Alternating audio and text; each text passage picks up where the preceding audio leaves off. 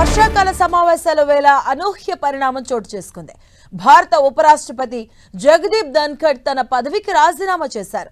ఆరోగ్యపరమైన కారణాలతో రాజీనామా చేస్తున్నట్లుగా రాష్ట్రపతి ద్రౌపది ముర్ముకు పంపిన లేఖలో ఆయన తెలిపారు.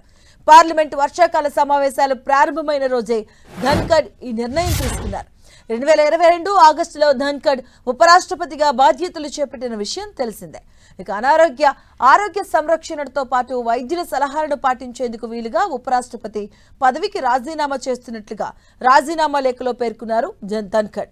ఇది తక్షణమే అమల్లోకి వస్తుందన్నారు. తమ పదవీ కాలంలో మద్దతుగా నిలిచిన రాష్ట్రపతి, ప్రధాని, పార్లమెంటు సభ్యులందరికీ కృతజ్ఞతలు తెలిపారు. వారి నుంచి లభించిన అమూల్యమైన సహకారం, ఆప్యాయతలు ఎప్పటికీ గుర్తుండిపోతాయని లేఖలో ప్రస్తావించారు. పదవీ కాలంలో ఎన్నో విలువైన విషయాలు నేర్చుకున్నానని, అనేక అనుభవాలను మూటగట్టుకున్నానని రాసుకొచ్చారు. రాజస్థాన్ ఓబీసీ జట్ సామాజిక వర్గానికి చెందిన ధన్ఖడ్ 3 దశాబ్దాలుగా ప్రజా జీవితంలో ఉన్నారు. సాధారణ రైతు కుటుంబం నుంచి వచ్చిన ఆయన దేశంలోనే 2వ అత్యున్నత స్థానానికి ఎదిగారు.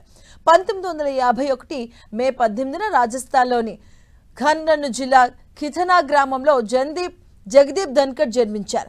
ఇక ఎల్ఎల్బి కోర్సు తర్వాత 1979 నవంబర్లో రాజస్థాన్ బార్ అసోసియేషన్ న్యాయవాదిగా పేరు నమోదు చేసుకున్నారు. ఇక రాజస్థాన్ హైకోర్టు, సుప్రీం కోర్టులలో న్యాయవాదిగా ప్రాక్టీస్ చేశారు.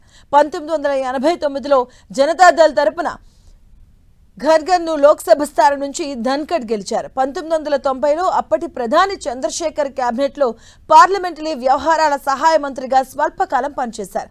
1993-98 మధ్యకాలంలో ఎమ్మెల్యేగా ఉన్నారు. పివి నరసింహారావు ప్రధానిగా ఉన్న సమయంలో కాంగ్రెస్లో చేరారు.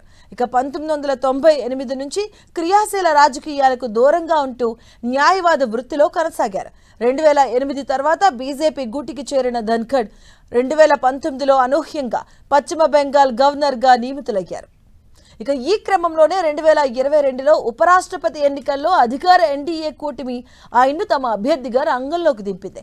విపక్షాల అభ్యర్థి మార్గరెట్ అల్వాపై 346 ఓట్ల తేడాతో విజయం సాధించారు. భారత 14వ ఉపరాష్ట్రపతిగా బాధ్యతలు చేపట్టారు. అయితే ఈ ఏడాది మార్చిలో ఆయన ఛాతీ నొప్పి అసౌకర్యంతో ఢిల్లీలోని ఎయిమ్స్ ఆసుపత్రిలో చికిత్స పొందారు. ఇక జూన్లోనూ ఉత్తరాఖండ్లోని కుమావో విశ్వవిద్యాలయ స్వర్ణోత్సవంలో స్పృహ తప్పి పడిపోయారు.